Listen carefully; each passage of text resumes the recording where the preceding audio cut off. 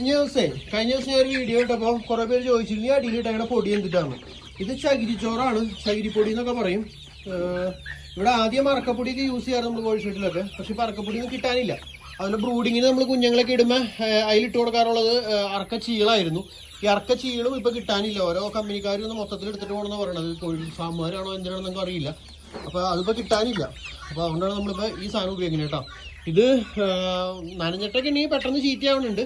എന്നാലും കാസ്റ്റൊക്കെ അത് 2 ദിവസം കൂടുമ്പോൾ ഇങ്ങനെ ഇളക്കി വിട്ടിട്ടുണ്ടെങ്കിൽ മണമോ കാര്യങ്ങളൊന്നും ഇല്ലാണ്ട്, മണമില്ല എന്നല്ല, മീൻസ് മറ്റേ അറക്കപ്പൊടിയുടെ അല്ലെങ്കിൽ അറക്കച്ചീളിൻ്റെ അതേ ഫലം തന്നെ കിട്ടുന്ന സാധനമാണ്.